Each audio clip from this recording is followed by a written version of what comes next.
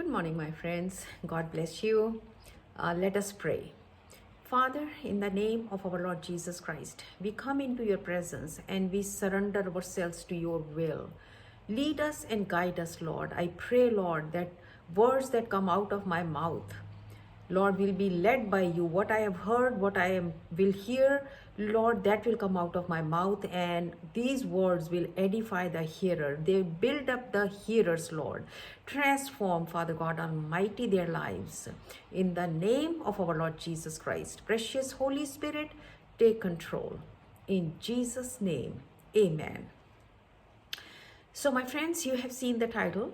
But before we go into that, this talk about, this summoning, God is summoning the commanders, I would like to thank my dear Facebook friends, because many of you have joined and subscribed actually my YouTube channel, and you are watching me there, and it is good in a way because I upload it on the YouTube, and then maybe a day later or maybe a little bit later after that even I put it on the Facebook. So you are the first ones to get it. So thank you for subscribing to the channel and watching me on the YouTube. God bless you.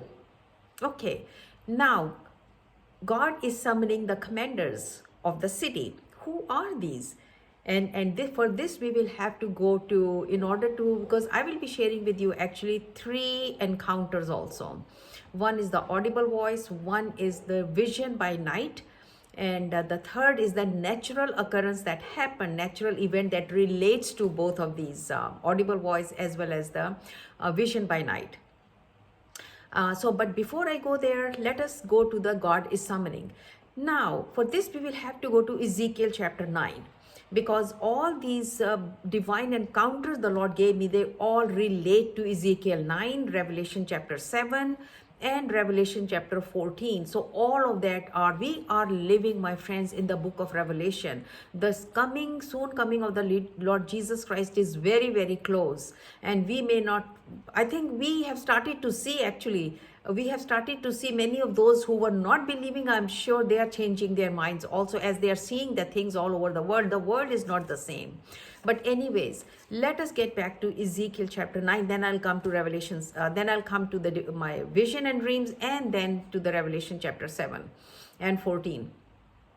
So Ezekiel 9, now Ezekiel is having this vision, and in this vision he finds himself in the temple in Jerusalem, and he is hearing in this vision, Ezekiel is hearing God speak, and what he hears, he says God is saying, he is summoning in the Ezekiel chapter 9. These are different versions of, some, we have KJV, we have NIVs, we have living translations, then there are some more, close to the Hebrew or the Jewish, Bibles. So in one of those, it says that God, what Ezekiel heard was that God summoned commanders of the city. Now we are looking at 3 different things here. God is summoning. What is summoning? Summon is somebody who has an authority, position of the authority, and there is something urgent that needs to be taken care of. So he's summoning. He is summoning. So God is summoning the commanders. Who are these commanders? And so the commanders are the supernatural beings. Though Ezekiel sees them as men when he's seeing the vision, but these commanders, these in some versions say supervisor, they are the supernatural beings, and most probably they are some angels with that assignment.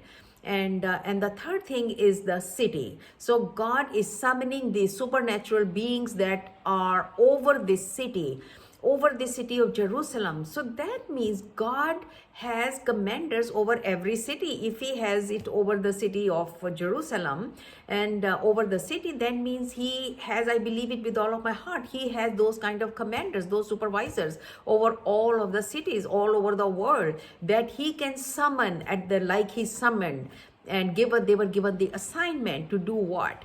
And that was in Ezekiel 9. God said, because my repeated warnings I gave to these people, at that time the Jewish people, to stop getting into this idolatrous worship, stop sexual immorality, but they did not pay attention. They kept doing it, and not only the people were doing it, but the priests of the temple were doing the same kind of things.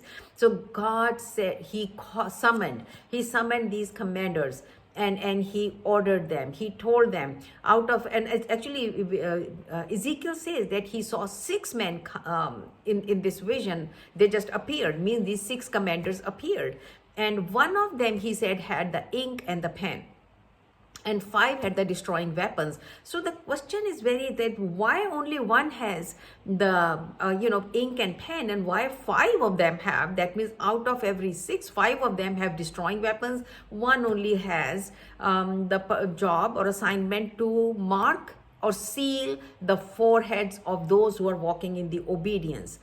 So that tells us that there were not that very many people. So God only needed one commander to mark, to put the seal on their foreheads. But there were so many who were walking in disobedience. And don't we see it right now? Exactly the same thing happening. People walking in disobedience. And so-called believers, so-called pastors, teachers, leaders, and I tell you, I pray every day, including myself, that Lord, do not let us stray away from your word, and pray for other people, and pray for the pastors also. But anyways, coming back to this, and so 5 were needed to destroy, and that is that they were to wait. Those 5 were to wait till this first one had put the mark or the seal on the foreheads. So it was kind of the judgment was withheld for a short period of time, and but they were summoned, they were ready to go. And so now we know the 3 things, the summon, what is summoning, who are these commanders, and they are sealing, and they are commanders of the city, means we have that also. They are all in place.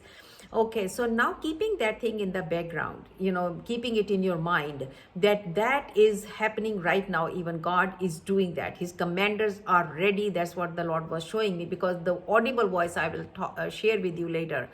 And so I will share with you now the divine encounters. So the first thing that was, I was outside of the USA, I was sharing the word at an international conference. And the night before, I was just sitting, going over my material that I was going to share the next morning. And I was about to share, the Paul and Silas, where they were worshiping and where they were in the prison. And all of a sudden, what happened was that there was an earthquake. You will not believe. The moment I was on the line of earthquake, the actual earthquake hit the place where I was, the actual earthquake. And that was a big earthquake that actually hit majority, parts of that country. And everybody ran, and for people around where they were saying, oh, did you hear, did you notice, did you see this? And so that is what I'm saying. How is it possible that exactly when I'm on the line of earthquake, happened in the, that the earthquake came and the prison doors were opened? And so that means God was telling me something. Why at that minute? Why not even minute, second? It could have happened 5 minutes before, it could have happened 5 minutes later, but no, right when I was on that line, that earthquake hit. And so that was one. But then after that, we went back to sleep. Next morning I had to preach. But early morning, 3 or 4 o'clock, you will not believe what happened. I was having a vision by night. God gave me that vision by night. And in this vision by night, I saw, and as usual, I'm looking towards the sky, and I saw 2 hands, huge hands, like joined like this. 2 hands joined like this. They were just descending and coming down towards me. And I was looking, and finally they came right in front of me, and I, without any effort on my part, I was transported from where I was standing on top of those hands. And then those hands started to go back up, and they went just up higher and higher. And that's where that thing, I just came out of that. And so here is looking up towards the sky means you are going to get something from heaven. You are going to get a revelation. You are going to get a vision from heaven. the two hands coming down from there and picking me up and taking me up, those are the divine hands. Those are the hands of God. Those are the hand that he will rapture us. That is what he was saying in this, that he will, because if me being there, it represents, because God had already shown, when he shows me in many dreams about me, it represents the church, he said. So this, I saw that this, so going back to the earthquake, just few hours before that, it was a shaking, and with that shaking we are seeing it is happening. It's happening everywhere, and at the same time, God is saying that the time for my bride is I am coming for my bride, and I am going to be taking the bride up back to heaven, where they will be with me for 7 years. We know that the wedding takes place and then we come back down with him. And so that was the second one. So that this related to the rapture. But the third one, now I heard this audible voice. This audible voice, what I heard was, the very clearly, it's the audible voice of the Lord. I have heard it. I don't want to boast about that, because I'm just like one of you, and God gives different anointings, different giftings to different people. You have your own gifts, but God, based on the anointing, the gift he has given, he works through us. And he gives us messages, and he does through us things, and then he tells us to share. That is the reason he gives it. It's not just to keep it to ourselves, so that people can be edified, people can be built up, people can be ready. Because he was sending prophets in the Old Testament also. Nobody was paying attention. People would laugh at them, people would make jokes about them, and they didn't want to believe what they were saying, till they were all killed. Because those five supernatural beings, those commanders, after the first one, the one with the ink and the pen was done, they destroyed. They were, it says that there were corpses everywhere in the city. And actually that also involved the pastors, the priests of the temple, because God told that commanders to start from the temple. So there were lots and lots of priests that died. It's mentioned in the Bible that it started from there, when all the priests were killed actually, and then the people out of the temple into the city. And we are seeing things happening right now. We are seeing things happening right now. And we pray, actually we all need to be praying for the people, for the church, for the pastors, that we do not want to act like the world. We need to come out of the world. That is what the Lord says, come out of the world. And coming out of the world means stop imitating the world. There should be a difference. People should be able to look at us and say, you know what, they are different. They are not into those worldly, all of those kind of things, worldly lusts, and addictions, and whatever kind of addiction, could be sexual, could be alcoholic, could be drugs, could be, adulteries, could be whatever, all those kind of things, and running after your own idols. All of those things, God is saying, come out of those things. So now when he gave me coming back to the third one, the audible voice, but what I heard so clearly, gathering of the sealed. I mean, God makes sure, if he's saying seal, he know that it is sealed, gathering of the seal. And when I heard that, I knew that it was, because it has happened so many times. Thank you, Jesus. Thank you, Lord. I give you the praise. So when I heard that, I started to seek the Lord, and the Lord right away actually said, this refers to more to the 144,000 that is in the book of Revelation, that he is talking about. That we will look into like the gathering and the seal. There are two important things, gathering of the seal. So we will look at the gatherings and we'll look at the seal. But the Lord said they are the 144,000 that he has started to gather. He had started to gather from different countries, from different places. They are being sealed. They are being sealed because as soon as the rapture takes place, their assignment starts. So they have to be in the place. So they they are being sealed, and I know of certain names, I don't want to name them, but God is already preparing from different parts of the world. They are from the different tribes of 12 tribes of Israel, and they are the ones God is bringing them together. He's gathering them, and they are being sealed. Their foreheads are being sealed. They are virgins, means they, according to the Jewish traditions, Jewish sages, the virgins means that they have not fallen into any idolatrous worship. They have not fallen into, they have kept themselves virgins, kept themselves pure from that kind, because God was very, very angry, even the Old Testament, when people would get into the idolatrous worship. So the same thing is right now, that He is looking for those kind of people, those people He's gathering, He's sealing them. Those commanders have been released once again, and those commanders are doing the same thing that they did at that time. They are marking, they are sealing the foreheads of those 144,000.